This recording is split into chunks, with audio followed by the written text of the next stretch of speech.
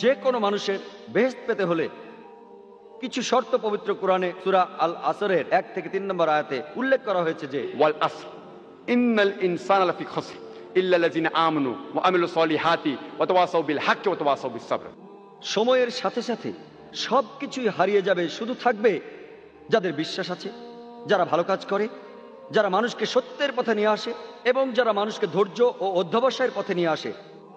শুধুমাত্র বিশ্বাস আপনাকে বেহেশতে নিয়ে যেতে পারে না, বিশ্বাসের পাশাপাশি আপনাকে ভালো কাজ করতে হবে, মানুষকে সত্যের পথে নিয়ে আসতে হবে এবং মানুষকে ধৈর্য আর অধ্যবসায়ের পথে আনতে হবে। যদি এর কোনো একটি শর্ত পূরণ না হয়, সাধারণ অবস্থায় কোরআনের আয়াত অনুযায়ী আপনি প্রবেশ করতে পারবেন না জান্নাতে, আপনি পাবেন না বেহেশত।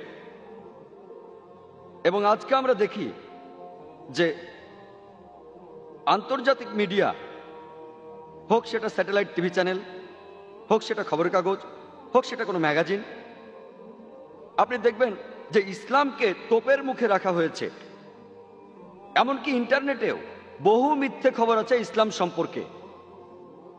এবং আমি ব্যক্তিগতভাবেও রিচার্ড হেন্ডসের মন্তব্যের সাথে একমত, যিনি আমেরিকার কনসাল জেনারেল চেন্নাইতে। তিনি বলেছিলেন যে আমেরিকান জাতি কখনো ইসলামের বিরুদ্ধে নয়। আমি তার সাথে একমত। আমি বেশ কয়েকবার আমেরিকা গিয়েছি। আমেরিকার সমস্ত লোকজন আমি তার সাথে একমত। আমেরিকার সমস্ত লোকজন ইসলামের বিরুদ্ধে নয়। আর একই কথা আমি ইন্ডিয়ান ভাইদের বলছি যে ইন্ডিয়ান হিন্দুরা সবাই ইসলামের বিপক্ষে না, তারা বিপক্ষে না। আমাদের অনেক হিন্দু বন্ধু রয়েছে, কোনো সমস্যা নেই। এটা হতে পারে ছোট্ট একটা দল ইন্ডিয়ানদের, নিজেদের সুবিধার জন্য তারা ইসলামের নিন্দা করে। এটা হতে পারে ছোট্ট একটা দল ইউরোপিয়ানদের, নিজেদের লাভের জন্য তারা চেষ্টা করে ইসলামের নিন্দা করতে, তাদের নিজেদের ব্যক্তিগত কারণ। কিছু মানুষ কারণ তারা ক্ষমতা যেতে চায়, এটা একটা সহজ ভোট ব্যাংক, দুই ধর্মের মানুষকে আলাদা করে রাখা। কিছু মানুষ রাষ্ট্রপ্রধানের ভুলগুলোকে নিয়ে যায় অন্য পথে, তার চিন্তাটাকে অন্যদিকে নিয়ে যায়, অন্য আরেক ঘটনা তৈরি করে ইসলামকে তোপের মুখে রেখে।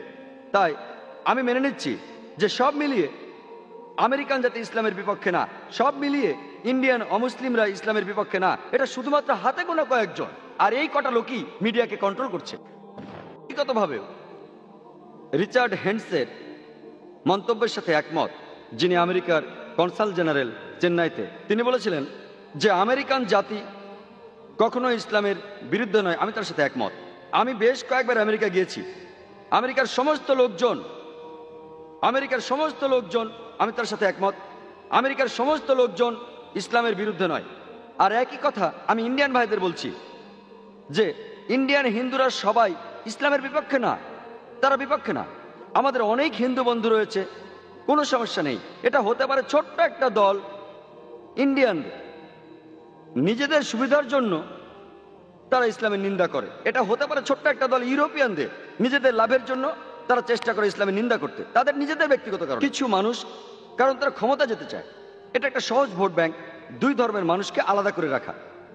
কিছু মানুষ রাষ্ট্রপ্রধানের ভুলগুলোকে নিয়ে যায় অন্য পথে, তার চিন্তাটাকে অন্যদিকে নিয়ে যায়, অন্য আরেক ঘটনা তৈরি করে ইসলামকে তোপের মুখে রেখে। তাহলে আমি এটা মানছি যে জাতি হিসেবে পুরো আমেরিকা ইসলামের বিপক্ষে না, জাতি হিসেবে ভারতের অমুসলিমরা ইসলামের বিপক্ষে না, শুধুমাত্র সিলেক্টেড কিছু লোকজন, আর এই লোকগুলোই মিডিয়াকে কন্ট্রোল করছে। একবার টাইম ম্যাগাজিনে একটা আর্টিকেল এসেছিল এপ্রিল মাসের 16 তারিখ 1979 সালে। লেখা ছিল 60,000-এরও বেশি বই লেখা হয়েছে ইসলামের বিপক্ষে মাত্র 150 বছরের মধ্যে।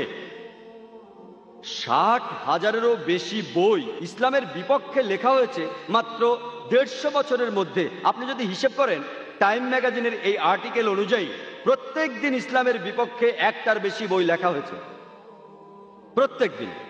আর মিডিয়া, আমি মিডিয়াকে দোষ দেব আর দোষ দেব পলিটিশিয়ানদের। আমাদের আজকের এই সমস্যার জন্য আমার মতে দায়ী এই সমস্যার জন্য মিডিয়া আর পলিটিশিয়ানরা। আমার কথায় যদি কেউ আহত হয়ে থাকেন তাহলে আমি দুঃখিত, কারণ আমি কাউকে আঘাত করতে চাইনি। এটা জাস্ট আমার মতামত। আপনি যদি মিডিয়াকে ভালো করে দেখেন, আমি জানি এখানে অনেক সাংবাদিক আছেন, সকালেও আমি বলেছিলাম যে অধিকাংশ সাংবাদিকই আছেন সত্যবাদী আর তারা বেশ ভালো। বিপক্ষে রয়েছে বেশিরভাগ মানুষ, অর্ধেকেরও বেশি। এর মানে কিন্তু সবাই না, এর মানে অর্ধেকেরও বেশি। আর আপনি যদি ভালোভাবে দেখেন যে আজকে বিশেষভাবে মুসলমানদের টার্গেট করছে মিডিয়া। যেমন ধরুন, যদি কোনো মুসলমান মহিলা পরেন হিজাব, সে টার্গেট হবে। একই সাথে গির্জার নানদের দেখেন, তারাও কিন্তু পরে থাকেন একই রকম পোশাক, পুরো শরীর ঢাকা, মুখ আর হাতের কবজি থেকে খোলা থাকে। মানুষ তাদের শ্রদ্ধা করেন কেন? পার্থক্যটা কোথায়? যদি কোনো মুসলমান দাড়ি রাখেন, তার মানে হচ্ছে সে সন্ত্রাসী। কিন্তু শিখরা, ওরাও দাড়ি রাখে, কোনো সমস্যা নেই। ওরা পাগড়ি পরে, তাতেও সমস্যা নেই। আমি 90-এর দশকে যখন প্রথম কানাডা গিয়েছিলাম, সেখানে দেখি একজন শিখ, সে কোর্টে মামলা করেছিল। সে ছিল একজন কানাডিয়ান নাগরিক, আর সে কেস করেছিল যে সে কানাডিয়ান আর্মিতে তার পাগড়ি খুলবে না, এবং কেসে জিতেছিল। গত মাসে একটা খবর এসেছিল যে একজন শিখ, সে ইংল্যান্ডের নাগরিক এবং কোর্টে কেস করেছিল, সে তার মাথার পাগড়ি খুলবে না কলেজে, আর আর সে জিতেছিল। আর এখানে দেখি যদি কোনো মুসলমান দাড়ি রাখে, তাহলে মানুষ ভাবে দাড়ি তার ক্ষতি করতে পারে। আমি জানি না দাড়ি কোন ক্ষতিটা করতে পারে, একটা মাছিও তো মারতে পারে না। একটা টুপি কি ক্ষতি করতে পারে? কেউ কোনো অস্ত্র নিয়ে ঘুরে বেড়াচ্ছে, তাকে অ্যারেস্ট করুন, ভালো কথা। কেউ সন্দেহজনক কিছু নিয়ে বেড়াচ্ছে, তাকে প্রশ্ন করুন, ভালো কথা। কিন্তু চিন্তা করুন, দাড়ি একটা মাছিরও কিছু করতে পারে না। আর যদি ভালো করে দেখেন, বেশিরভাগ ধর্মেরই ধার্মিক লোকদের দাড়ি আছে। যীশু খ্রিস্ট, যিনি ইসলাম ধর্মেরও একজন নবী, আবার অনেক খ্রিস্টানেরাই উনাকে মনে করে তাদের সৃষ্টিকর্তা, উনারও দাড়ি ছিল। সব সাধু সন্ন্যাসীদেরও দাড়ি আছে। বেশিরভাগ ধর্মে গুরুত্বপূর্ণ লোকদের, মানে বেশিরভাগ ধার্মিক লোকদের, যদি ধর্মগুলো একটু ভালো করে দেখেন, উপরের সারির দিকে তাদেরও দাড়ি আছে। তাহলে দাড়ি থাকলে সমস্যা কি? আসলে কোনো সমস্যাই নেই। এটা হচ্ছে মিডিয়ার এক ধরনের প্রতারণা।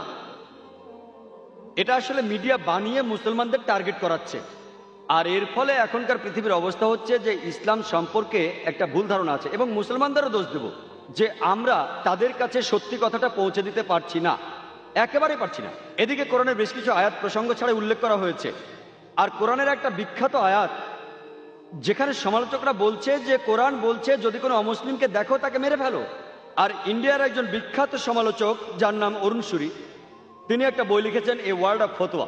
তিনি কোরআনের উদ্ধৃতিতে লিখেছেন, সূরা তাওবার 5 নম্বর আয়াতে উল্লেখ আছে, তার মধ্যে কোরআন বলছে যদি কোনো কাফেরের সাথে দেখা হয়, ব্র্যাকেটের মধ্যে হিন্দু, যদি কোনো কাফেরের সাথে দেখা হয়, ব্র্যাকেটে হিন্দু, তাকে মেরে ফেলো, তার বিরুদ্ধে যুদ্ধের সব প্রস্তুতি নিয়ে রাখো।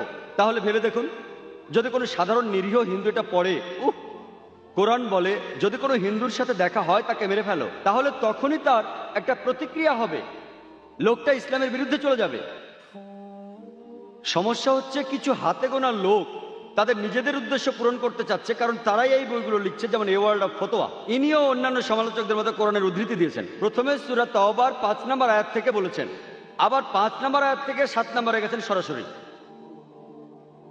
একজন জ্ঞানী লোক বুঝতে পারবেন কেন এটা করেছে, কারণ 6 নম্বর আয়াতই আসল চাবি, সব অভিযোগের উত্তর সেখানে।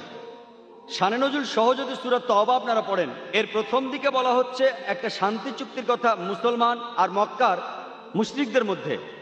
এই শান্তি চুক্তিটা ইচ্ছা করে ভেঙেছিল মক্কার মুশরিকরাই।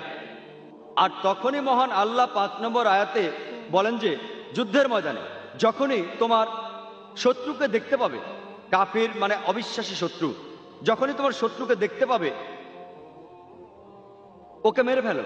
যুদ্ধের ময়দানে যদি কেউ প্রসঙ্গ ছাড়া উদ্ধৃতি দেন, সেটা হাস্যকর হবে। চিন্তা করুন, প্রায় 40 বছর আগে আমেরিকার সাথে যখন ভিয়েতনামের যুদ্ধ চলছিল, তখন যদি আমেরিকান আর্মি জেনারেলরা বা আমেরিকান প্রেসিডেন্ট যুদ্ধের ময়দানে আমেরিকান সৈন্যদের বলে যে আমার সৈন্যরা তোমরা ভয় পেও না, যেখানে কোনো ভিয়েতনামীকে দেখবে মেরে ফেলো, এটা তারা বলেছে সাহস দেওয়ার জন্য। কিন্তু এখন যদি কেউ উদ্ধৃতি দেয় যে আমেরিকার প্রেসিডেন্ট বলেছে কোনো ভিয়েতনামীকে দেখলেই তোমরা মেরে ফেলো, তখন কথাগুলো হাস্যকর হবে। সবকিছুর একটা কারণ থাকে। আর এটা খুব স্বাভাবিক যে একজন আর্মি জেনারেল নিজের সৈন্যদের সাহস দেওয়ার জন্য এমন কথা বলতেই পারেন। তাহলে একইভাবে আল্লাহ যদি বিশ্বাসীদের কোরআনের মাধ্যমে বলেন যখনই শত্রুরা তোমাদের মারতে আসবে তাদের মেরে ফেলতে ভয় পেও না, তাহলে সেখানে সমস্যা কোথায়? আর এর পরে 6 নম্বর আয়াতে বলছেন যে অবিশ্বাসীরা যদি নিরাপত্তা চায়, তাদের কিন্তু ছেড়ে দিতে বলা হচ্ছে না। যদি তারা নিরাপত্তা চায়, যদি তারা শান্তি চায়, তাহলে তোমরা তাদের নিরাপদের স্থানে নিয়ে যাও, যেন তারা আল্লাহর বাণী সম্পর্কে জানতে পারে। কোরআন কিন্তু বলছে না যে শত্রু শান্তি চাইলে তোমরা তাকে ছেড়ে দাও। কোরআন বলছে তাদের নিরাপদ স্থানে তোমরা নিয়ে যাও। আজকের দিনে সবচেয়ে মহৎ জেনারেল, সবচেয়ে শিক্ষিত সৈন্য হয়তো বলবে শত্রু যদি শান্তি চায় তোমরা তাকে ছেড়ে দাও। কোনো আর্মি জেনারেল কি বলবে তোমরা তাদের কোনো নিরাপদ স্থানে নিয়ে যাও? কিন্তু কোরআন এই কথাই বলছে। যদি আপনারা প্রসঙ্গ পড়েন তাহলে আপনারা কোরআনের আসল অর্থ বুঝতে পারবেন। আর আপনারা অন্য যে কোনো ধর্মগ্রন্থ পড়েন, আমি অনেক ধর্মগ্রন্থ পড়েছি, আমি Ramayana, Mahabharata, Bible, old testament, new testament, শিখদের গ্রন্থ, জৈনদের গ্রন্থ সব পড়েছি। আর আপনারা দেখতে পাবেন যে প্রায় সবগুলো ধর্মগ্রন্থেই কোনো না কোনো জায়গায় যুদ্ধের কথা বলা হচ্ছে, হত্যা করার কথা বলা হচ্ছে।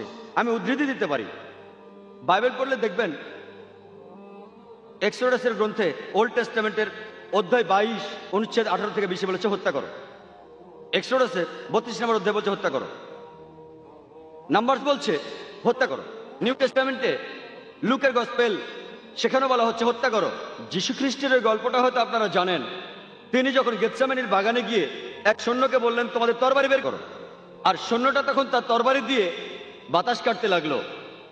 বুঝতেই পারছেন বেশিরভাগ ধর্মগ্রন্থে যুদ্ধকে অনুমোদন দেওয়া হয়েছে। যদি হিন্দু ধর্মগ্রন্থ পড়েন, মহাভারত তার মধ্যে একটা, তাই নয় কি? ভগবদ গীতা 2 নম্বর অধ্যায়ে আছে, আপনারা জানেন অর্জুনের খুব মন খারাপ যে তাকে তার আত্মীয়দের সাথে যুদ্ধ করতে হবে। অর্জুন বলছে কিভাবে আমার আত্মীয়দের এখানে হাজার হাজার মানুষের সামনে আমি হত্যা করব, কিভাবে আমি তাদের হত্যা করব? তাহলে এই অর্জুনকে তখন উপদেশ দিলেন তার ভগবান কৃষ্ণ। আর ভগবান কৃষ্ণ তাকে বললেন সত্যই সবচাইতে বড়, আর তুমি যখন সত্যের পক্ষে তখন তোমার শত্রুকে সেটা বড় কথা নয়, হোক তার আত্মীয় বা অন্য কিছু। আর কথাটা ঠিক, সত্যের জায়গা হচ্ছে অনেক উপরে, রক্তের সম্পর্কের চেয়েও। একই কথা পবিত্র কোরআনের সূরা নিসার 135 নম্বর আয়াতে বলা হয়েছে যে ইয়া আইয়ুহাল্লাযিনা আমানু, ও বিশ্বাসীরা সুবিচারের পক্ষে শক্ত হয়ে দাঁড়াও, সৃষ্টিকর্তার পক্ষে দাঁড়াও। এমনকি যদি তোমার বিপক্ষেও যায়, তোমার বাবা মার বিপক্ষে যায়, ধনী বা গরিবের বিপক্ষে যায়, নিশ্চয়ই আল্লাহর রক্ষাকারী। যদি আপনারা অন্যান্য ধর্মগ্রন্থগুলো পড়েন, প্রায় সব গ্রন্থেই কোথাও না কোথাও কোনো না কোনো সময়ে যুদ্ধের কথা বলা হয়েছে। তার মানে এই না যে আপনি এক্সোডাস থেকে উদ্ধৃতি দেবেন অথবা ভগবদ গীতা থেকে উদ্ধৃতি দিয়ে বলবেন, যেটা সবার জানা, ভগবদ গীতা বলে তোমার আত্মীয়দের মেরে ফেলো, এটা প্রসঙ্গ ছাড়া উদ্ধৃতি। তাহলে বুঝতেই পারছেন যে ধর্মগুলোকে ভালোভাবে বুঝতে হলে আপনাকে যা করতে হবে তা হলো ধর্মগ্রন্থগুলো ভালোভাবে পড়া। আর যদি ধর্মগ্রন্থগুলো পড়েন তাহলে জানতে পারবেন সেখানে কি লেখা আছে, আর ওই গ্রন্থগুলো এইসব ধর্মের আসল উৎস। আপনারা জানেন যে পবিত্র কোরআনের সূরা আল মায়দার আয়াত নম্বর 32-এ বলছে যদি কেউ কাউকে হত্যা করে, হোক সে মুসলিম বা অমুসলিম, যদি সেটা খুনের অপরাধ বা অন্য কোনো অন্যায়ের জন্য না হয়, তাহলে সে যেন পুরো মানুষ জাতিকে হত্যা করলো। কোরআন বলছে যদি কোনো মানুষ, হোক সে মুসলিম বা অমুসলিম, কাউকে হত্যা করে, হোক সে মুসলিম বা অমুসলিম, সেটা যদি খুনের অপরাধ বা অন্য কোনো অন্যায়ের জন্য না হয়, তাহলে সে যেন পুরো মানুষ জাতিকে হত্যা করলো। এখানে আরো বলা হয়েছে আর যদি কেউ কোনো মানুষকে বাঁচায়, তাহলে সে যেন পুরো মানুষ জাতিকে রক্ষা করলো। আর যখন কিতালের কথা আসে, আল্লাহ তাআলার পথে যুদ্ধ করার নামই হলো কিতাল। সেখানেও আছে কিছু নিয়ম কানুন। পবিত্র কোরআন এবং প্রিয় নবী মুহাম্মদ সাল্লাল্লাহু আলাইহি ওয়াসাল্লামের হাদিসে বলা হচ্ছে যখন আর কোনো উপায় থাকে না, যখন যুদ্ধ করতে হবে শত্রুর সাথে, সেখানেও বেশ কিছু নিয়ম কানুন আছে। আর আল্লাহ পবিত্র কোরআনের সূরা বাকারার 190 নম্বর আয়াতে বলছেন যে তাদের সাথে যুদ্ধ করো যারা তোমাদের সাথে যুদ্ধ করে, কিন্তু বাড়াবাড়ি করো না, সীমা অতিক্রম করো না, কারণ আল্লাহ সীমা অতিক্রমকারীদের পছন্দ করেন না। এছাড়াও সূরা আল বাকারার 194 নম্বর আয়াতে বলা হয়েছে যুদ্ধ করো যারা তোমাদের সাথে যুদ্ধ করে ততক্ষণ পর্যন্ত যতক্ষণ না শান্তি বিরাজ করে। কোরআন ও হাদিসে বারবার নিয়ম কানুনের কথা বলা হচ্ছে। যখন উপায় থাকবে না, এই নিয়ম মেনেই আল্লাহর পথে যুদ্ধ করতে হবে। সেখানে আপনারা দেখবেন যখন যুদ্ধ করব, আমরা মহিলাদের ক্ষতি করব না, আমরা শিশুদের ক্ষতি করব না, বাড়ির ভেতর বয়স্ক লোকদের ক্ষতি করব না, আমরা মন্দির ভাঙব না, গির্জা ভাঙচুর করব না, আমরা গাছপালা পোড়াবো না, গাছপালা কেটে ফেলবো না, আমরা শস্য ক্ষেত পোড়াবো না, পশু পাখি হত্যা করবো না, এমন আরো অনেক নিয়ম মানতে হবে। একটা বইয়ের কথা বলি যেটা লিখেছেন রামকৃষ্ণ রাও, সেটা লিখেছেন মহানবী হযরত মুহাম্মদ সাল্লাল্লাহু আলাইহি ওয়াসাল্লামের জীবনের উপরে। তিনি লিখেছেন যে আমাদের নবীর জীবদ্দশায় যতগুলো যুদ্ধ হয়েছে সেই সময়ে মোট 22 বছরে, তিনি নিজে থেকে একটা হিসেব বের করেছেন যে 1018 জন মানুষ মারা গেছে ওই যুদ্ধে। কতজন? 1018 জন। আপনারা প্রথম বিশ্বযুদ্ধের পরিসংখ্যান জানেন? কতজন মানুষ মারা গেছিল? কতজন মারা গেছিল? কতজন? 2 কোটি মানুষ, 1 কোটি সৈন্য, 1 কোটি সাধারণ মানুষ। দ্বিতীয় বিশ্বযুদ্ধ 3 কোটি মানুষ মারা গিয়েছিল আর 3.5 কোটি আহত হয়েছিল। তুলনা করেন। আপনারা যদি পেছনের দিকে ভালো করে তাকান তাহলে কোরআনের আয়াতগুলোর অর্থ এবং তাৎপর্য খুব ভালোভাবে উপলব্ধি করতে পারবেন। একটা খুব কমন অভিযোগ আছে ইসলামের বিরুদ্ধে, যেটা 1 নম্বর অভিযোগ, একটা ভুল ধারণা যে ইসলামের প্রসার ঘটেছে তরবারির মাধ্যমে। ইসলাম শব্দটা এসেছে সালাম থেকে, যার অর্থ শান্তি। ইসলাম এসেছে সালাম থেকে, যার অর্থ শান্তি, যার অর্থ স্রষ্টার কাছে নিজের ইচ্ছাকে সমর্পণ করা। যখন কেউ মহান স্রষ্টার কাছে নিজের ইচ্ছাকে সমর্পণ করে শান্তির জন্য, তখন সে মুসলমান। চিন্তা করুন, যদি আপনারা অনুবাদ করেন যে ইসলাম ছড়ানো হয়েছে তরবারি দিয়ে, তার মানে শান্তি ছড়ানো হয়েছে তরবারি দিয়ে। আর ইসলাম প্রথাগতভাবে যুদ্ধের বিপক্ষে কথা বলে, কিন্তু কোনো উপায় না থাকলে শক্তি প্রয়োগ করা যাবে। আর এটা তো সবারই জানা আছে, এই পৃথিবীর প্রত্যেকটা দেশেই পুলিশ আছে। এই পুলিশে শক্তি প্রয়োগ করে যখন কোনো সাধারণ মানুষ, কোনো নাগরিক বা অন্য কেউ সেই দেশের আইন ভঙ্গ করে, পুলিশ তখন শক্তি প্রয়োগ করে সেই দেশের শান্তি রক্ষা করার জন্য। তাহলে প্রত্যেক দেশে পুলিশ আছে, তারা শক্তি প্রয়োগ করে, সঙ্গে অস্ত্র রাখে। এদিকে ইসলাম কিন্তু যুদ্ধের বিপক্ষে, প্রধানত শান্তির কথা বলে। আর কোনো উপায় না থাকলে, কারণ কিছু মানুষ আছে শান্তি চায় না, তারা চায় না যে সবাই শান্তিতে থাকুক, ওদেরকে কন্ট্রোল করার জন্য শেষ উপায় হিসেবে ইসলাম শক্তি প্রয়োগ আর যুদ্ধের অনুমতি দেয়। শেষ উপায় হিসেবে ইসলাম তরবারি দিয়ে ছড়ানো হয়েছে, এই ভুল ধারণাটার উত্তর বেশ ভালোভাবেই দিয়েছেন একজন বিখ্যাত ঐতিহাসিক, যার নাম ডি লেসি ওলেরি। তিনি তার বই ইসলাম অ্যাট দ্য ক্রস রোডের 8 নম্বর পৃষ্ঠায় লিখেছেন যে ইতিহাসে এটা পরিষ্কার যে মুসলমানদের তরবারি হাতে নিয়ে ইসলাম ছড়ানো আর বিভিন্ন দেশ জয় করার আজগুবি এই গল্পটা মিথ্যে ছাড়া কিছুই নয়। এই অত্যন্ত মুখরোচক মিথ্যেটাকে বারবার বলা হয়েছে গল্প আকারে। ডিলেসি ওলেরি লিখেছেন তার ইসলাম অ্যাট দ্য ক্রস রোডে, ইতিহাসে এটা পরিষ্কার যে মুসলমানদের তরবারি হাতে নিয়ে ইসলাম ছড়ানো আর পৃথিবীর বিভিন্ন দেশ জয় করার গল্পটা অসাধারণ আজগুবি একটা বানানো মিথ্যে গল্প ছাড়া আর কিছুই নয়, যেটা বারবার বলা হয়েছে। আর আমরা জানি যে মুসলমানরা, আমরা স্পেনে 800 বছর রাজত্ব করেছি, আমরা সেখানে তরবারি দিয়ে কাউকে ইসলাম গ্রহণ করতে বাধ্য করিনি। পরবর্তীতে ক্রুসেডরা এসে যখন মুসলমানদের সরিয়ে দিল, সেই সময় একজন মুসলমানও প্রকাশ্যে আজান দিতে পারত না। মুসলমানরা মানে আমরা গত 1400 বছর ধরে আরব বিশ্বে রাজত্ব করছি। কিছু সময় ব্রিটিশ শাসন করেছে, কিছু সময় ফ্রেঞ্চ শাসন করেছে। এই সময়টা বাদে পুরো 1400 বছর ধরে মুসলমানরা আরব বিশ্বে রাজত্ব করছে। আর এখন এই আরব বিশ্বের প্রায় 1.5 কোটিরও বেশি লোক হলো কপ্টিক খ্রিস্টান। কপ্টিক খ্রিস্টান মানে যারা বংশ পরম্পরায় খ্রিস্টান। আরবের এই 1.5 কোটি কপ্টিক খ্রিস্টানরা, এরা সাক্ষী আছে, এরা সাক্ষ্য দিচ্ছে যে ইসলামের প্রসার তরবারি দিয়ে হয়নি। মুসলমানরা ইন্ডিয়া শাসন করেছে প্রায় 1000 বছর। যদি তারা চাইতো তাহলে প্রত্যেক ইন্ডিয়ানকে তরবারির মুখে ইসলাম গ্রহণে বাধ্য করত। আজকে 1000 বছর পরেও ইন্ডিয়ার শতকরা 80 জন লোক মুসলমান নয়। এই 80% অমুসলিম ইন্ডিয়ান, এরা সাক্ষ্য দেবে যে ইসলাম তরবারির মুখে প্রসার লাভ করেনি। কোন মুসলমান আর্মি মালয়েশিয়া জয় করতে গিয়েছিল? মালয়েশিয়াতে শতকরা 50 ভাগেরও বেশি মানুষ মুসলমান। কোন মুসলমান আর্মি ইন্দোনেশিয়াতে গিয়েছিল? ইন্দোনেশিয়ায় মুসলমানের সংখ্যা পৃথিবীর সবচেয়ে বেশি। কোন মুসলমান আর্মি আফ্রিকার পূর্ব উপকূলে গিয়েছিল? কোন মুসলমান আর্মি? কোন তরবারি? থমাস কার্লাইনের একটা উত্তর দিয়েছেন। তিনি একজন বিখ্যাত ঐতিহাসিক ইউরোপের, আর তিনি বলেছেন কোন তরবারি? তোমার তরবারি থাকতে হবে। প্রত্যেকটা নতুন ধারণায় একজনের মনে জন্ম নেয়, একজন মানুষের মাথায় জন্ম নেয়। একজন পুরো পৃথিবীর বিপক্ষে, একজন সব মানুষের বিরুদ্ধে, তখন যদি কেউ তরবারি দিয়ে সেটা ছড়াতে চায় খুব একটা লাভ হবে না। প্রথমে একটা তরবারি থাকতে হবে। উনি বুদ্ধির তরবারির কথা বলেছেন। আল্লাহ একই কথা কোরআনে সূরা নাহলের 125 নম্বর আয়াতে এইভাবে বলেছেন, উদু ইলা সাবিলি রাব্বিকা বিল হিকমা ওয়াল মাউযাতিল হাসনা ওয়াজাদিল বিল্লাতি আহসান। তাদের জ্ঞানের কথা বলো আর সুন্দরভাবে আল্লাহর পথে নিয়ে এসো। তাদের যুক্তি দেখাও যেটা সবচেয়ে ভালো আর যেটা সবচেয়ে গ্রহণযোগ্য।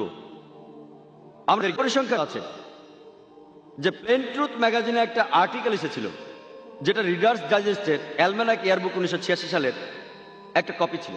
সেখানে একটা পরিসংখ্যান ছিল গত 50 বছরে বিভিন্ন ধর্মের অনুসারীরা সংখ্যায় কত বেড়েছে 1934 থেকে 84 সালের মধ্যে। আর এই পরিসংখ্যানে 1 নম্বরে ছিল সবচেয়ে বেশি বেড়েছে ইসলাম, 235%। অর্থাৎ 50 বছরে ইসলাম বেড়েছে 235%, খ্রিস্টান বেড়েছে মাত্র 47%। আমি একটা প্রশ্ন করছি, কোন যুদ্ধ কি হয়েছে 1934 থেকে 84 মধ্যে, যে যুদ্ধের কারণে অমুসলিমরা ইসলাম ধর্ম গ্রহণ করেছে? কোন যুদ্ধটা? এখন আমেরিকার সবচেয়ে জনপ্রিয় ধর্ম হচ্ছে ইসলাম, ইংল্যান্ডের সবচেয়ে জনপ্রিয় ধর্ম ইসলাম। আমি আবার প্রশ্ন করছি যে কোন মুসলমান আমেরিকানদেরকে ইসলাম গ্রহণ করতে বাধ্য করেছে? আমি আবার প্রশ্ন করছি যে কোন মুসলমান ইউরোপিয়ানদেরকে ইসলাম গ্রহণ করতে বাধ্য করেছে? আমেরিকানদের কথা বলার স্বাধীনতা আছে, ইউরোপের কথা বলার স্বাধীনতা আছে। ইসলাম যদি মহিলাদের অত্যাচার করে তাহলে অমুসলিম মহিলারা ইসলাম গ্রহণ করে কেন? যারা মুসলমান হচ্ছে তাদের 3 ভাগের 2 ভাগই মহিলা, সেটা কিভাবে? কারণ ইসলামের সমস্যার সমাধান আছে, পুরো মানুষ জাতির জীবন বিধান আছে। আমেরিকার একটা পরিসংখ্যান কোম্পানি যাদের অফিস ওয়াশিংটনে, তারা বলেছে 11 সেপ্টেম্বরের মাত্র 2 মাস পরে 20,000 লোক ইসলাম গ্রহণ করেছে।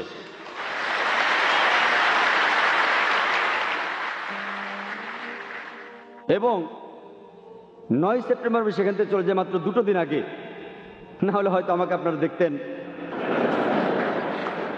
আমি তখন ছিলাম ইংল্যান্ডে, আর 11 সেপ্টেম্বর পরে মাত্র 5-6 মাসের মধ্যে আমাকে 3-4 বার ডাকা হয়েছে সন্ত্রাসবাদের উপর কথা বলার জন্য।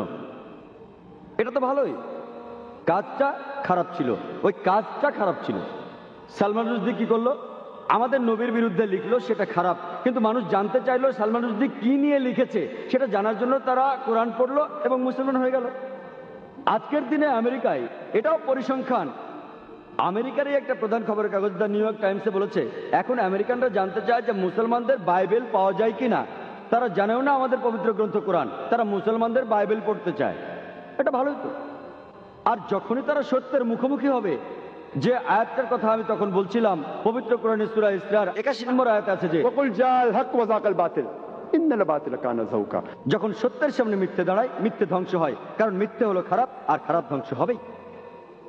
আমাদেরকে ব্যবহার করতে হবে বুদ্ধির তরবারি, যুক্তির তরবারি, যেটা মানুষের মন জয় করে। আর আল্লাহ সুবহানাহু ওয়া তাআলা মহান স্রষ্টা, তিনি প্রতিজ্ঞা করেছেন কোরআনে 3 বার বিভিন্ন জায়গায় তিনি বলেছেন। সূরা তাওবার মধ্যে তিনি বলেছেন 33 নম্বর আয়াতে, সূরা সাফের মধ্যে তিনি বলেছেন 9 নম্বর আয়াতে, সূরা ফাত্তার 28 নম্বর আয়াতে তিনি বলেছেন। এই কথাগুলো তিনি 3 জায়গায় একইভাবে বলেছেন। হুয়াল্লাযী আরসালা রাসূলাহু বিল হুদা ওয়াদ দীনিল হক লিইয়ুযহিরাহু আলা দীনি কুল্লিহি ওয়ালাউ কারিহাল মুশরিকুন। আল্লাহ তার দূত পাঠিয়েছেন পথ নির্দেশ আর সত্যের ধর্ম দিয়ে, যে ধর্ম অন্য সব ধর্মের উপরে, আর ইসলাম ধর্ম হচ্ছে অন্য সব ধর্মের উপরে। এবং আল্লাহ বলেন অবিশ্বাসীরাও এই ধর্ম পছন্দ করে। আর সূরা ফাতার 28 নম্বর আয়াতে আল্লাহ আরো বলেছেন ওয়াকাফা বিল্লাহি Shahida, and enough is Allah's witness.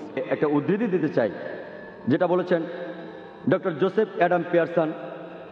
তিনি বলেছেন লোকে দুশ্চিন্তা করে যে কোনো একদিন পারমাণবিক বোমা চলে যাবে সরাসরি আরবদের হাতে। তারা বুঝতে পারে না যে ইসলামের বোমা অনেক আগেই পৃথিবীতে পড়েছে, সেদিন পড়েছে যেদিন হযরত মুহাম্মদ সাল্লাল্লাহু আলাইহি ওয়াসাল্লাম জন্মগ্রহণ করেছেন। ওয়া আখিরু দাওয়ানা আলহামদুলিল্লাহি রাব্বিল আলামিন।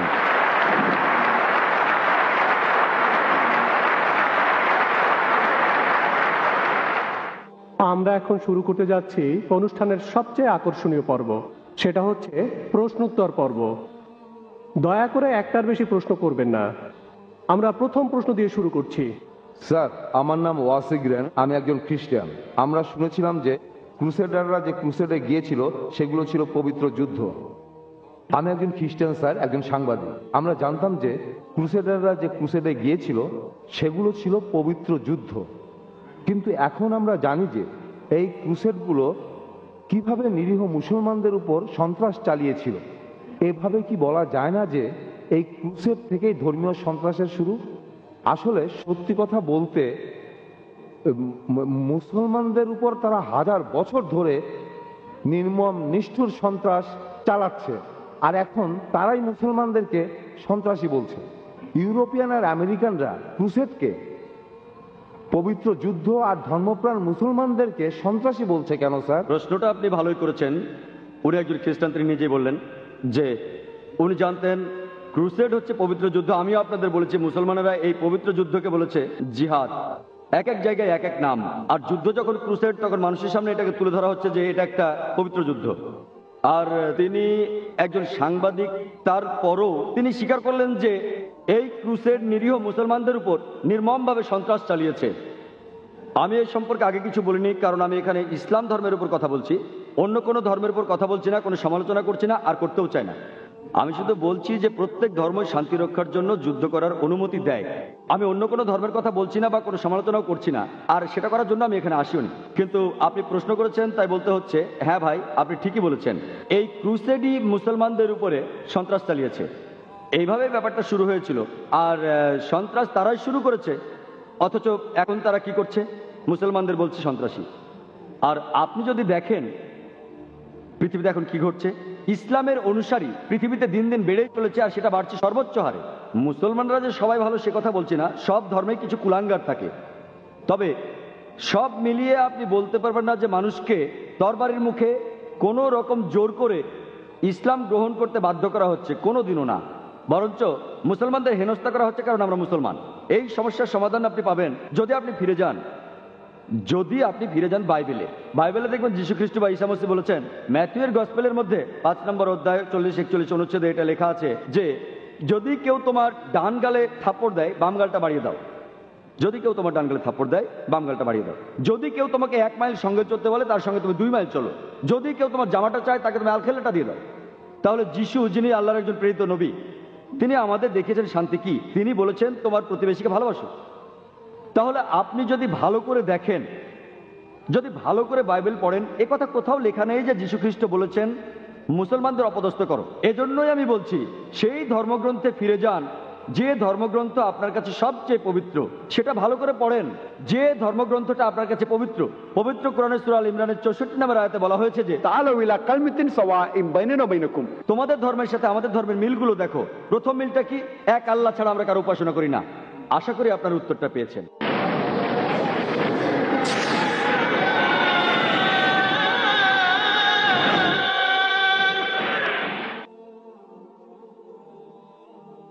প্রশ্নটা হচ্ছে ইসলামের বিরুদ্ধে যে বইগুলো লেখা হয়েছে তা নিয়ে, যেটা অনেকে বিশ্বাস করে পুরো পৃথিবী জুড়েই যে আমাদের ধর্ম ভুল, আমাদের কোরআন ভুল, আমাদের নবীরা ভুল। আর এটা যারা বিশ্বাস করে তাদের মধ্যে অনেক খ্রিস্টান আছে যারা বাইবেল বিশ্বাস করে। বাইবেল যে নবীদের কথা বলছে, কোরআনও সে নবীদের কথা বলছে। যীশু খ্রিস্ট আমাদের নবী, মুসা আলাইহিস সালামও আমাদের নবী। তাহলে সন্ত্রাসী বলতে শুধু মুসলমানদের বোঝানো হয় কেন? বোন, আপনার প্রশ্নটা খুবই ভালো যে কোরআন আর বাইবেলে যখন এত মিল, তখন মুসলমানদের এত অপদস্থ করা হয় কেন। আমি আপনাদের আগেও বলেছি যে এই মৌলবাদী শব্দটা প্রথম ব্যবহার করা হয়েছিল প্রায় 100 বছর আগে আমেরিকার একদল খ্রিস্টানকে বোঝাতে। ওরা চার্চের বিরোধী ছিল। এই শব্দটা জন্ম হয়েছিল খ্রিস্টানদের বোঝাতে। প্রথম ইংরেজি ভাষায় ব্যবহার করা হয়েছিল খ্রিস্টানদের বোঝাতে। কিন্তু এখন যা বলেছিলাম, দাবার ছক পাল্টে গেছে। তারা এখন শব্দটা ব্যবহার করে মুসলমানদের বোঝাতে। কেন ব্যাপারটা এরকম? আমাদের সাদৃশ্যের ব্যাপারে আমি আগেও বলেছি বোন, ইসলাম ও খ্রিস্টান ধর্মের সাদৃশ্যের কথা। ইসলাম আর খ্রিস্টান ধর্মের মধ্যে অনেক সাদৃশ্য আছে কোরআন ও বাইবেলে। তাহলে আসুন আমরা সবাই মিলে অন্ততপক্ষে সাদৃশ্যগুলো মেনে চলি, আর বৈসাদৃশ্যগুলো পরে আলোচনা করা যাবে। তবে ওরা কেন এমনটা করছে? কারণ আমি আগেও বলেছি পৃথিবীতে এখন ইসলাম প্রচার ঘটছে সর্বোচ্চ হারে। ওই লোকগুলো হয়তো ভয় পাচ্ছে যে ইসলাম যেভাবে ছড়াচ্ছে তাতে করে ওরা এখন যা করছে সেই কাজগুলো বন্ধ করতে হবে। গুড ইভিনিং স্যার, আমার নাম অসাদা জাগরা, আমি একজন আইনের ছাত্রী। প্রথমেই আমি আপনাকে ধন্যবাদ জানাই সন্ত্রাস ও ইসলামের উপর এই বক্তৃতা দেওয়ার জন্য। আমার প্রশ্ন হচ্ছে, আপনি কি মনে করেন হঠাৎ বেড়ে ওঠা সন্ত্রাসী সংগঠনগুলো সম্পর্কে, যেগুলো আসলে ইসলামিক আর তারা ইসলামের নামে যুদ্ধ করে? আর আপনি বলেছেন ইসলাম নির্দেশ দেয় যে নারী, শিশু, বৃদ্ধদের ক্ষতি করা বা হত্যা করা যাবে না, কিন্তু অনেক বোমা বিস্ফোরণ হয়েছে যেখানে নারী ও শিশুরা মারা গেছে। আপনি কি এটা সম্পর্কে কিছু বলবেন? Thank you. বোন, আপনি খুব প্রাসঙ্গিক প্রশ্ন করেছেন যে এটার কারণ কি সন্ত্রাসী সংগঠনের সংখ্যা বাড়ছে মুসলমানদের মধ্যে। অনেকগুলো বোমা বিস্ফোরণ, আর বিশেষ করে যখন ইসলাম বলে যে আপনি শিশুদের হত্যা করবেন না, এর কারণটা কি? আর এটা খুব সুন্দর একটা প্রশ্ন।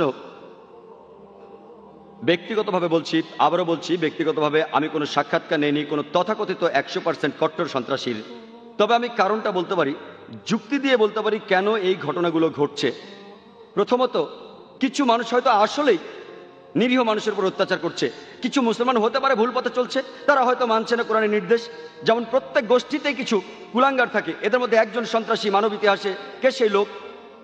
সে হিটলার। সে হত্যা করেছিল 60 লক্ষ ইহুদিকে।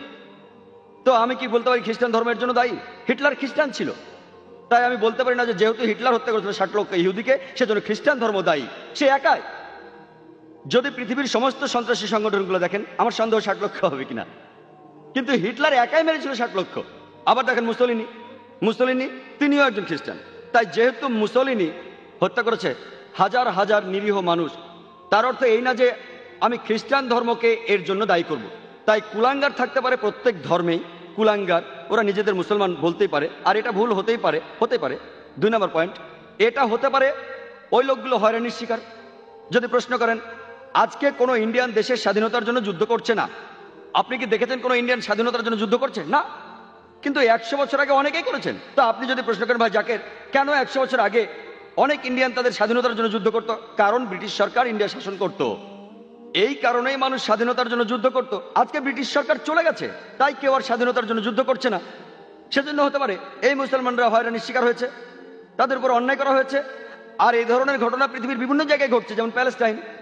যদি আপনি ইতিহাস দেখেন তাহলে আপনি সেখানে দেখবেন, যদি আপনি ইতিহাস ঘাটেন আপনি দেখতে পাবেন যে তারা আসলেই হয়রানির শিকার হয়েছে। আর যখন কেউ তাদের সাহায্য করতে আসেনি, তাদের যা ছিল তাই নিয়ে তারা মোকাবেলা করেছে।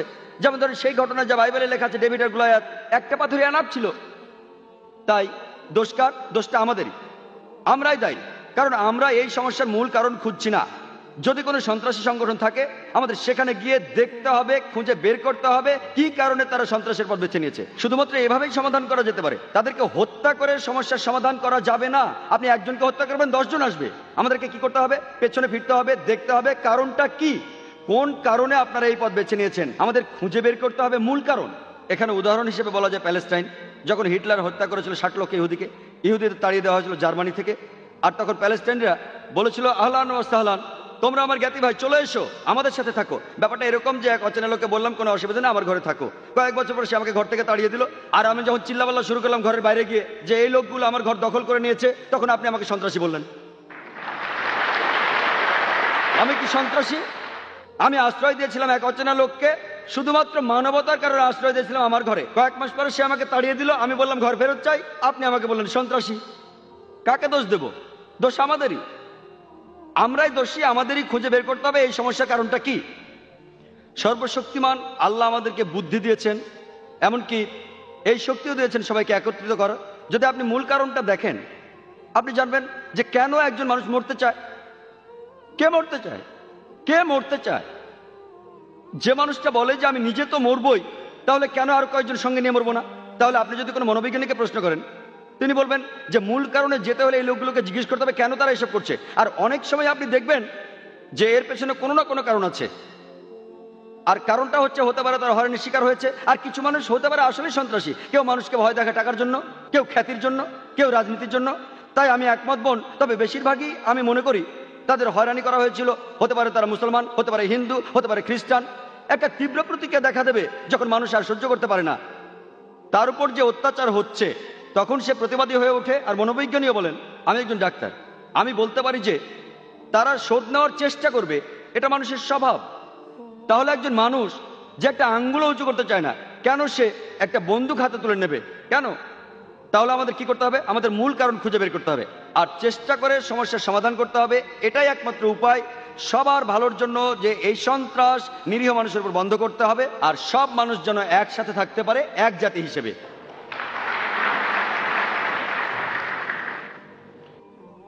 হ্যালো, আমার নাম বিদীপক, আমি একজন চার্টার অ্যাকাউন্টেন্ট। আমি আপনাকে একটা প্রশ্ন করতে চাই, সেটা হলো, স্যার, তালিবান সরকার একটা ফতোয়া জারি করেছিল বামিয়ানে বুদ্ধ মূর্তি ধ্বংস করার জন্য। বলা হয়েছিল সেটা ইসলামের বিরুদ্ধে। আমি জানতে চাই এটা আসলে ইসলামের বিরুদ্ধে কি না।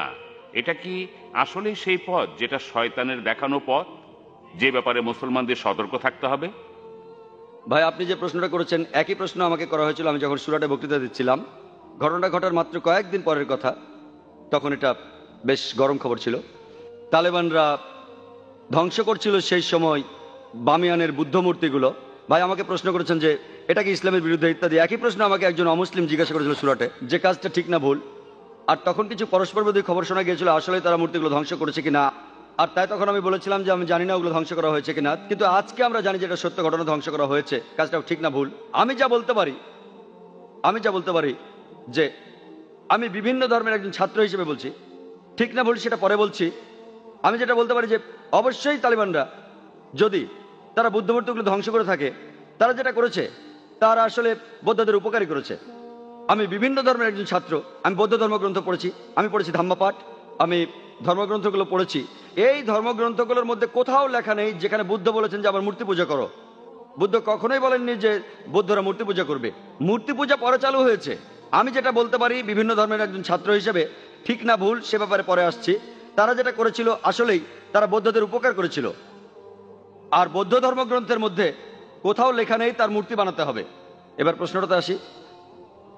এই প্রশ্নটা আমাকে এক সাংবাদিক করেছিল ব্যাঙ্গালোরে, যে শুধু এই কারণে ইসলাম মনে করে মূর্তি পূজা করা একেবারে নিষিদ্ধ। অন্য ধর্মে আছে, খ্রিস্টান ধর্ম বলে, যদি আপনি পড়েন ওল্ড টেস্টামেন্ট, এটা বলা হচ্ছে বুক অফ ডিউটেরোনমিতে 5 নম্বর অধ্যায়ে 7 থেকে 9 অনুচ্ছেদে। এছাড়াও বুক অফ এক্সোডাসে 20 নম্বর অধ্যায়ে 3 থেকে 5 নম্বর অনুচ্ছেদে বলা হয়েছে আমাকে ছাড়া অন্য কারো উপাসনা করো না, আমার উপাসনা করতে কোনো প্রতিমা তৈরি করো না, আমার কোনো রূপক তৈরি করো না, উপরের স্বর্গ নিচের পৃথিবী অথবা পৃথিবীর নিচের সমুদ্র থেকে তাদের সামনে নতজানু হয়েও না, তাদের সেবা করো না, কারণ আমি ঈশ্বর সৃষ্টিকর্তা খুব ঈর্ষাপরায়ণ। তাই খ্রিস্টান ধর্ম অনুসারে, ইহুদি ধর্ম মতে মূর্তি তৈরি করে তাকে ঈশ্বর বলা একেবারে নিষিদ্ধ, একইভাবে নিষিদ্ধ ইসলামেও। তো আমি যখন উত্তর বললাম তারা বৌদ্ধদের উপকার করলো, ছিল যে মূর্তি ভেঙে এই তালেবানরা তারা কি দুঃখ কষ্ট দেয়নি লক্ষ লক্ষ বৌদ্ধদের? আমি বলেছিলাম হ্যাঁ। তাহলে ইসলামকে অনুমতি দেয় লক্ষ লক্ষ বৌদ্ধদের দুঃখ কষ্ট দেওয়ার? আমি সেই সাংবাদিককে প্রশ্ন করেছিলাম কি করা যাবে যদি ইন্ডিয়ান সরকার ধরে ফেলে বেশ কিছু ড্রাগস, কোকেন, ব্রাউন সুগার, যার দাম 10 কোটি টাকা, প্রায় $1.5 মিলিয়ন দামের ড্রাগস ধরলো, তারা কি করবে ইন্ডিয়ান সরকার? সেই সাংবাদিক বললেন যে ইন্ডিয়ান সরকার সেটা পুড়িয়ে ফেলবে। আমি বললাম ভালো। তারপর বললাম আপনি কি জানেন এই পৃথিবীতে লক্ষ লক্ষ মানুষের কাছে ড্রাগস ঈশ্বর? তাহলে আপনি কি ইন্ডিয়ান সরকারের সাথে একমত হবেন না, তাদের বিপক্ষে যাবেন যে তারা ধ্বংস করেছে লক্ষ লক্ষ মাদক সেবীদের ঈশ্বরকে?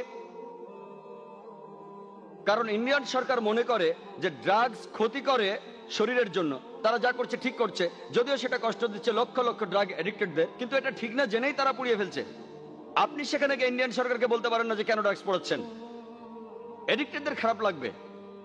তাই একইভাবে আফগানিস্তান, সেখানকার সরকার, এটা তাদের সম্পত্তি, ওই মূর্তিগুলো তাদের সম্পত্তি।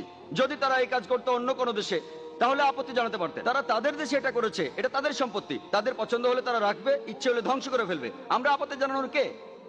আমরা কে? আর এছাড়াও যদি আপনি দেখেন যে লোকজন নিজেদের মধ্যে বলা বলি করছে যে ইন্ডিয়ান সরকার খুবই সহনশীল। আপনি কি জানেন যে বোম্বেতে যখন আপনি ডোমেস্টিক এয়ারপোর্টে আসবেন, সান্টাক্রুজ এয়ারপোর্টে, যেখানে একটা বড় মূর্তি ছিল মহাবীরের, হোটেল জালের ঠিক সামনেই মূর্তিটা ছিল নগ্ন। তারপর লোকজন আপত্তি জানালো, তখন মূর্তিটার সামনে একটা দেয়াল তুলে দেওয়া হলো। তারপর কয়েক মাস পরে তারা সরিয়ে ফেললো মূর্তিটা। এই একই লোকগুলি যারা আপত্তি জানালো মূর্তির ব্যাপারে, সেই লোকগুলো নিন্দা জানাচ্ছে আফগানিস্তানকে। কেন? একই লোকগুলো আপত্তি জানালো রাস্তার উপর একটা মূর্তির ব্যাপারে। দেখলেন? আপনি কি জানেন ইন্ডিয়াতে জৈন ধর্মের অনুসারীর সংখ্যা আফগানিস্তানের বৌদ্ধদের চেয়ে বেশি?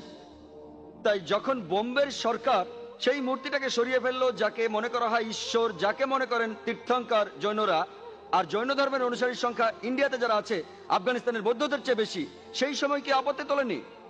আর যখন আফগানিস্তান সরকার এটা করছে তখন আপনি আপত্তি জানাচ্ছেন কেন? এই দুই মুখ নীতি। কারণটা হচ্ছে ওয়ার্ল্ড ব্যাংক।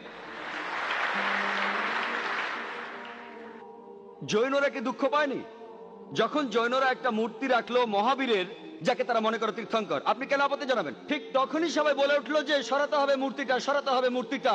আর সেই লোকগুলো আপত্তি আর নিন্দা জানাচ্ছে কেন তোমরা ধ্বংস করলে বামিয়ানদের বুদ্ধ মূর্তিগুলো? দুমুখ নীতি। আর তাই আমাদের মানুষ হিসাবে নেওয়া উচিত একমুখ নীতি। এক একবার এক এক রূপ ধারণ করা, এই নিয়ম ভালো না।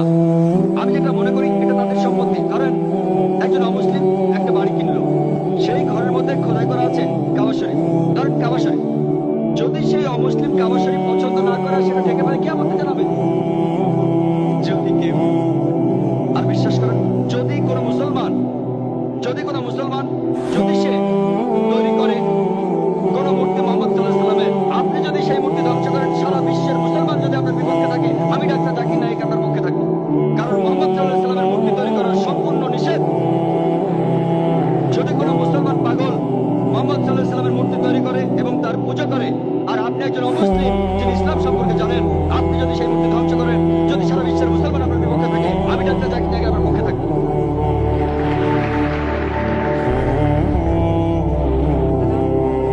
ব্যক্তিগতভাবে আমি এই প্রশ্নটা করতে চাই। বর্তমানে সামাজিক, রাজনৈতিক আর ধর্মতান্ত্রিক প্রেক্ষাপটের সামনে আজকের পৃথিবীতে যা দেখছি, আমি খুব দ্বিধাদ্বন্দ্বে আছি যে কোন পক্ষে যাব। আমি এটাও বুঝছি না যে কোনটা ঠিক আর কোনটা ভুল। যাবতীয় কুসংস্কারকে বাদ দিয়ে এটা আজকে প্রমাণিত যে বিশ্বাসীদের কাজকর্ম দিয়ে কোনো ধর্মকে বিচার করা যায়। এই যুক্তিটা ধরে নিয়ে কিভাবে আমি মনস্থির করব, কিভাবে আমি আমার বিশ্বাসকে ঠিক রাখবো? বেশ কিছু ব্যাপারে মতামতের অমিল হচ্ছে আমার সাথে আমার সঙ্গী সাথীদের। ব্যক্তিগতভাবে আপনি কি সমর্থন করবেন সাদ্দাম হোসেনকে, পারস্যের মুজাহিদ যোদ্ধাদের, প্যালেস্টাইনে আত্মঘাতী যোদ্ধার মৃত্যুকে?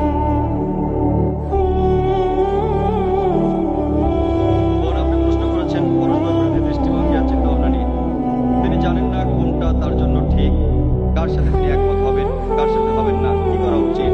তিনি আমাকে প্রশ্ন করেছেন যে আমি সমর্থন করি কিনা যা ঘটেছে প্যালেস্টাইন মুজাহিদদের, যা হয়েছে সাদ্দাম হোসেনের ক্ষেত্রে ইত্যাদি।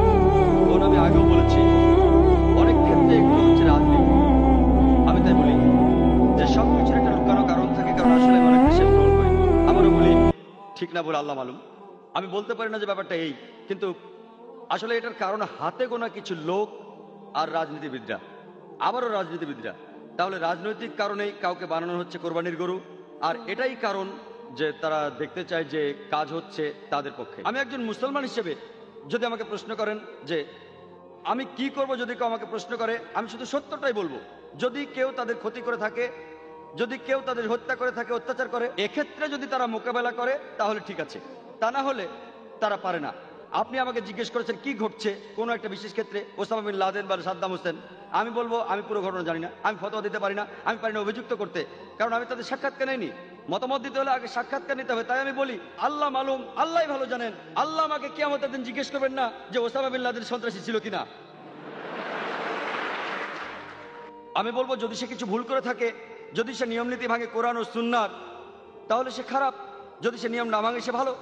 এটার উপর ভিত্তি করে আমি পরীক্ষায় পাশ করব না। আমাকে কি পড়তে হবে? আমাকে পড়তে হবে কোরআন, আমাকে পড়তে হবে ধর্মগ্রন্থ। এই প্রশ্নের উত্তর দেবেন বিশেষজ্ঞরা যারা বিভিন্ন জায়গায় যান, আফগানিস্তানে গিয়ে সাক্ষাৎকার নেন ইত্যাদি। আর আমরা যেগুলো খবরের কাগজেও দেখে থাকি। আপনাকে বা আমাকে একজন মুসলমান হিসেবে সর্বশক্তিমান আল্লাহ তাআলা কিয়ামতের দিন জিজ্ঞেস করবেন না সাদ্দাম হোসেন যে একজন সন্ত্রাসী, সে ব্যাপারে কি তুমি একমত? আমরা বলতে পারি আল্লাহ মালুম, আমরা জানি না। আমরা তাদের সমর্থনও করি না, তাদের নিন্দাও করি না। যদি অকাট্য প্রমাণ থাকে একজন লোকের বিরুদ্ধে, কোনো মুসলমানের বিরুদ্ধে যে কোনো কাজ করেছে যেটা প্রমাণিতভাবে কোরআনের বিপক্ষে, আমরা তাকে নিন্দা জানাবো। কিন্তু যদি প্রমাণ না থাকে, যেটা হলো আংশিক প্রমাণ, আমাদের থাকতে হবে নিরপেক্ষ।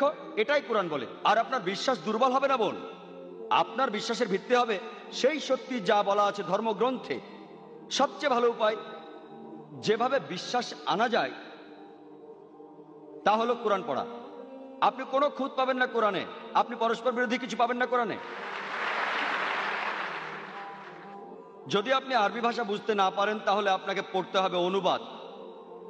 এই যে এই বইটি লিখেছেন আব্দুল্লাহ ইউসুফ আলী, আর এই অনুবাদটা বাইরের দোকানেও পাওয়া যায়।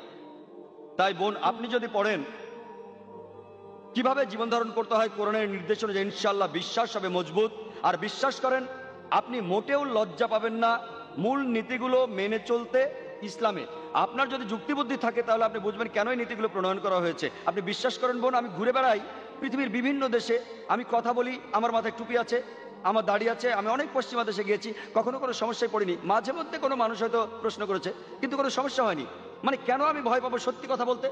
তাহলে যদি আপনার জ্ঞান থাকে ধর্মগ্রন্থ সম্পর্কে আর আপনার যুক্তিবুদ্ধি থাকে, আপনি গর্ববোধ করবেন। এমনকি আপনিও নিজেকে বলবেন আমার মতো, হ্যাঁ আপনিও নিজেকে বলবেন মৌলবাদী। আসসালামু আলাইকুম, আমি মোহাম্মদ ফজলুর রহমান আব্দুল্লাহ। আমার প্রশ্নটা হলো যে আমি চাকরি করি এই ছেলে, আমাদের দেয়া হয়েছে একটা হ্যান্ডবুক যেখানে লেখা আছে দায়িত্ব আর কর্তব্য। হ্যান্ডবুকটার প্রথম পৃষ্ঠার উপর লেখা আছে ভগবদ গীতার শ্লোক। আমি শ্লোকটা বলছি। यदा यदा हि धर्मस्य ग्लानिर्भवति भारत अभ्युत्थानम् अधर्मस्य तदात्मानं सृजाम्यहं परित्राणाय साधूनां विनाशाय च दुष्कृता धर्म संस्थापनार्थाय संभवामि युगे युगे। তারা বিশেষ করে উল্লেখ করেছে যে परित्राणाय साधूनां विनाशाय च दुष्कृता। যদি আপনি চান রক্ষা করতে সত্যকে অথবা ভালোকে, আপনাকে দূর করতে হবে খারাপ জিনিসকে, অন্য কোনো উপায় নেই। ঠিক আছে, তারপর আমি বলছি ওই শেষের দিকের শ্লোকটা হলো যে धर्म संस्थापनार्थाय संभवामि युगे युगे। এর অর্থ হলো আমি সব যুগেই, ঈশ্বর বলেছেন যে আমি সব যুগেই পৃথিবীতে আসি, কিন্তু আমাদের বিশ্বাস হলো, আমার হিন্দু ভাইদের বিশ্বাস হলো আমি সব যুগেই পৃথিবীতে আসি। আমি বলবো মিস্টার জাকির নায়েককে এটার ব্যাখ্যা করতে, এই যে বিশ্বাসগুলো আমাদের আছে এগুলো ঠিক না ভুল। ধন্যবাদ।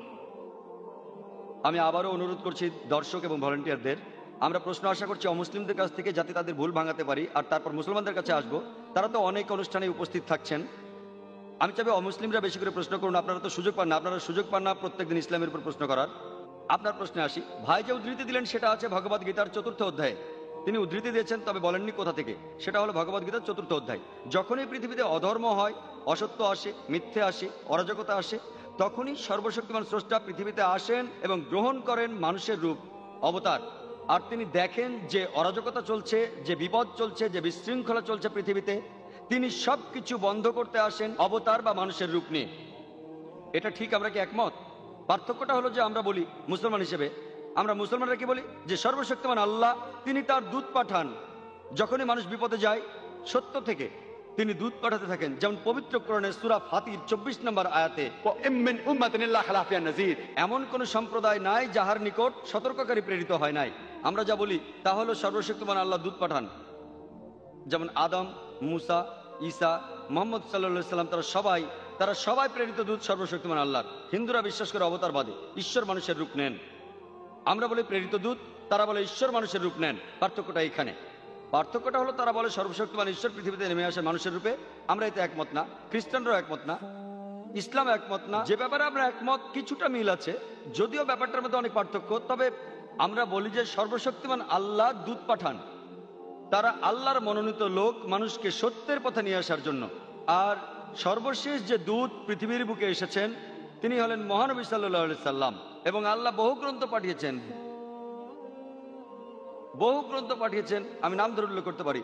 যদি আপনি দেখেন সেখানে পাবেন ওল্ড টেস্টামেন্ট, নিউ টেস্টামেন্ট। আমরা মুসলমানরা বলি এটাই শেষ গ্রন্থ সর্বশক্তিমান আল্লাহর। স্যার, আমার নাম রাজকুমার, আমি মেডিকেল ফাইনাল ইয়ারের ছাত্র, স্ট্যানলি মেডিকেল কলেজে। আমার প্রশ্নটা হলো, ইন্ডিয়ান মুসলমানরা কেন সবসময় ইন্ডিয়ান সিভিল কোর্টের বিরোধিতা করে? কেন ইন্ডিয়ার মুসলমানরা কমন সিভিল প্রসিডিওর কোর্টের বিরোধিতা করে? ধন্যবাদ। ভাই, আপনি খুব সুন্দর একটা প্রশ্ন করেছেন যে কেন মুসলমানেরা বিরোধিতা করে কমন সিভিল কোর্টের। ভাই, আমি কমন সিভিল কোর্টের পক্ষে, কিন্তু সেই কমন সিভিল কোর্টকে হতে হবে সবচেয়ে স্বচ্ছ, যেখানে ন্যায় বিচার পাওয়া যায়। আমি এর পক্ষে। এমনকি যদি ইন্ডিয়ার সমস্ত মুসলমানেরা এর বিরোধিতা করে, আমি ডাক্তার জাকির নায়েকের পক্ষে, এবং আমি তর্ক করতে রাজি, আমি কথা বলতে রাজি আছি, যুক্তির সাথে আলোচনা করতে, কোন নিয়মটা সবচেয়ে সেরা, কোন আইনটা সবচেয়ে সেরা। আর আপনারাই বের করেন যে আইনটা সবচেয়ে বাস্তবসম্মত, সেটা প্রয়োগ করুন। আমি এখানে বলবো যে সারা ইন্ডিয়াতে কমন সিভিল কোর্ট একটাই থাকুক। ক্রিমিনাল কোর্টও, শুধু সিভিল কোর্ট কেন, কমন সিভিল কোর্ট থাকুক, কমন ক্রিমিনাল কোর্টও থাকুক। কিন্তু আমাদের আগে ঠিক করতে হবে যে কোন আইনটা সবচেয়ে সেরা, যেমন একজন হিন্দু মহিলা আমাকে জিজ্ঞেস করেছিলেন কেন ইসলাম একজন পুরুষকে একাধিক স্ত্রী রাখার অনুমতি দেয়। আমি উত্তর দিয়েছিলাম এবং প্রশংসা পেয়েছিলাম। এই উত্তরে একমত হলে আপনাকে কমন সিভিল কোডে লিখতে হবে যে একজন পুরুষ একজনের বেশি স্ত্রী রাখতে পারবেন।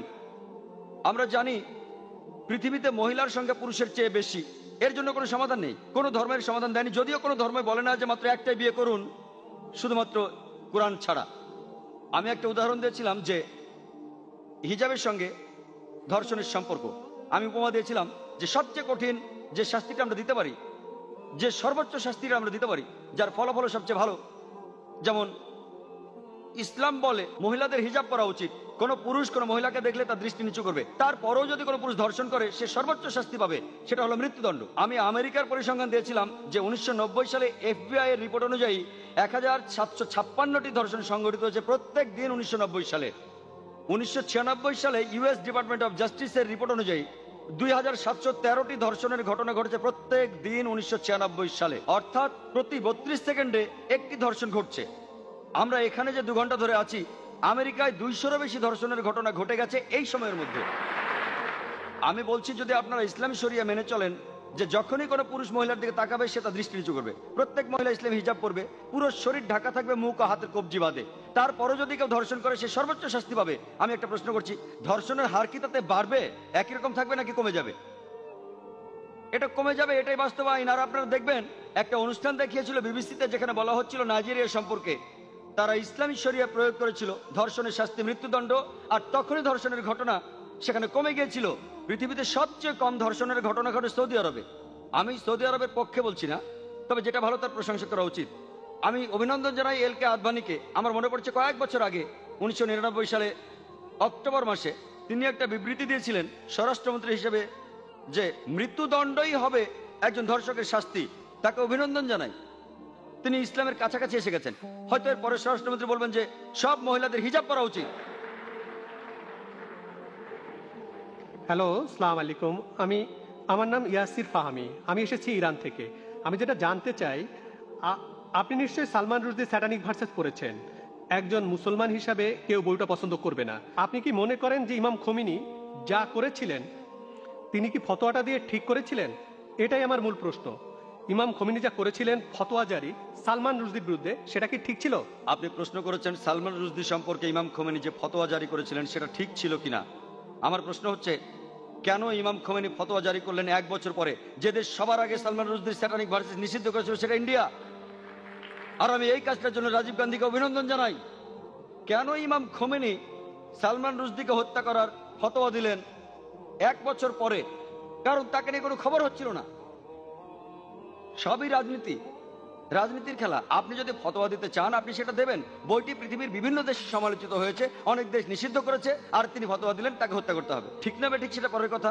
এটাই হচ্ছে রাজনীতির খেলা, রাজনৈতিক সুবিধা, এইসবই রাজনীতির খেলা। কিন্তু রাজীব গান্ধী যা করেছিলেন হয়তো তিনি এটা জানতেন না। আমি আগেও এই স্যাটানিক ভার্সেস নিয়ে কথা বলেছি, যদিও বইটা ইন্ডিয়াতে নিষিদ্ধ। আমি বইটা পড়েছি, হয়তো জানেন সালমান রুশদি বলে যে সে মুসলমান ছিল, সে কাউকেই বাদ দেয়নি। তার বইতে সে রানী এলিজাবেথকে ছোট করেছে। আর সেই একই ব্রিটিশ সরকার এক আমেরিকান লেখকের বই নিষিদ্ধ করেছে অশ্লীল শব্দ ব্যবহারের জন্য, father uncle cousin king, Margaret থ্যাচারকে উদ্দেশ্য করে। আর এই সালমান রুশদি শব্দটাকে আরো ভয়াবহ করলো ING যোগ করে। তারপরেও বইটা খুব জনপ্রিয়। তাহলে একজন আমেরিকান লেখক, তার বইটা নিষিদ্ধ হলো 4টা অক্ষর থ্যাচারকে বলার জন্য।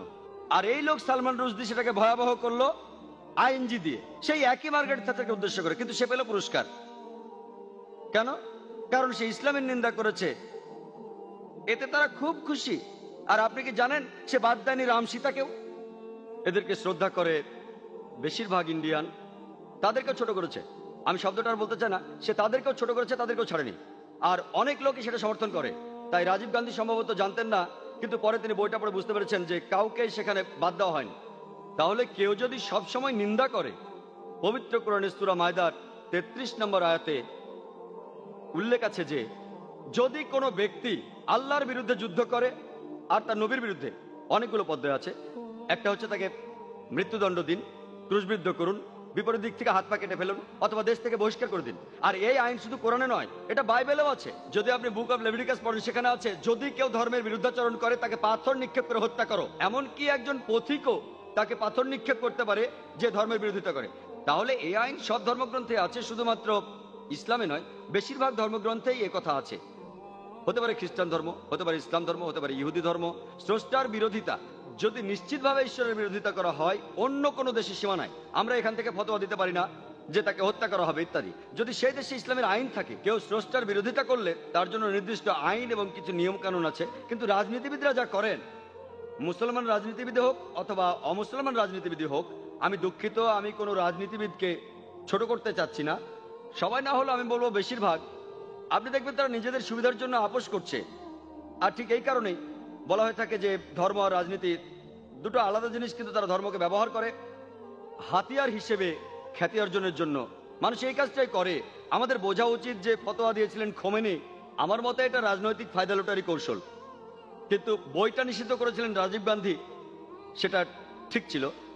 তিনি নিষিদ্ধ করেছিলেন প্রথম, আর এখন এই নিষেধাজ্ঞা তুলে নেওয়া হচ্ছে। আমি জানি না এই নিষেধাজ্ঞা আছে না তুলে নিয়েছে। এই নিষেধাজ্ঞা তুলে নেওয়ার জন্য দাবি এসেছিল। তবে কেউ যদি স্রষ্টার বিরোধিতা করে, ইসলাম বলে, খ্রিস্টান ধর্ম বলে, খ্রিস্টান ধর্মে তাকে পাথর মেরে হত্যা করতে হবে। ইসলাম ধর্মে 4টা পথ আছে, হত্যা থেকে বহিষ্কার পর্যন্ত। খ্রিস্টান ধর্মে একটাই পথ, শুধুমাত্র পাথর মেরে হত্যা করা। ইসলামের 4টা পথ আছে, বেছে নিতে পারেন। খ্রিস্টান ধর্মে শুধুই পাথর মেরে হত্যা করা। আশা করি আপনি উত্তরটা পেয়েছেন। গুড ইভিনিং স্যার, আমি টি অনুরাগনী, একজন আইনের ছাত্রী। আমার ধারণায় সন্ত্রাসবাদ বন্ধ করা যায়, নিদিম পক্ষে কমানো যায় যদি মানুষকে সহিষ্ণুতা শেখানো যায়। ইসলাম কি সহিষ্ণুতা সম্পর্কে কোনো উপদেশ দেয়? আর যদি দিয়ে থাকে, যাদের উপর ইসলাম ধর্মে এই দায়িত্বগুলো রয়েছে, মানে আমার মনে হয় ইসলাম ধর্মে, আমি আসলে শব্দগুলির সাথে পরিচিত না। হিন্দু ধর্মে যেমন গুরু আছেন, তেমনি ইসলাম ধর্মে যারা উপদেশ দেন অন্য মুসলমানদের, তো সেসব ক্ষেত্রে তারা কি সহনশীলতা সম্পর্কে কোনো শিক্ষা দেন? বোন, আপনি সুন্দর একটা প্রশ্ন করেছেন। ঠিকই বলেছেন যে সন্ত্রাস কমানো যায় সহনশীলতা চর্চার মাধ্যমে। ইসলাম সহনশীলতা শেখায় কিনা, ইসলামের ধর্মীয় নেতারা তারা সহনশীলতা শিক্ষা দেন কিনা? বোন, আমি আগে বলেছি, বেশ দ্রুতই বলেছিলাম, আমি এটার উপরে খুব একটা গুরুত্ব দেইনি।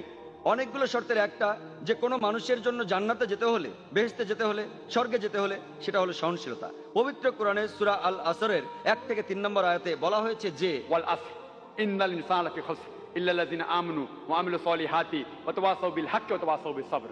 মহাকালের শপথ, মানুষ অবশ্যই ক্ষতিগ্রস্ত, কিন্তু উহারা নহে যাহারা ঈমান আনে ও সৎকর্ম করে এবং পরস্পরকে সত্যের উপদেশ দেয়, এটা বলে দাওয়া। আর সহনশীলতা ও ধৈর্যের উপদেশ দেয়। সহনশীলতা হলো জান্নাতে যাওয়ার অন্যতম একটি শর্ত। যদি আপনি সহনশীল না হন, সূরা আসর অনুযায়ী আপনি বেহেশতে যেতে পারবেন না। শুধু সহনশীল হলেই চলবে না, অন্য মানুষকেও সহনশীলতার পথে আনতে হবে। তবে সহনশীলতা শব্দটার অনেক রকম অর্থ করা যায়। আর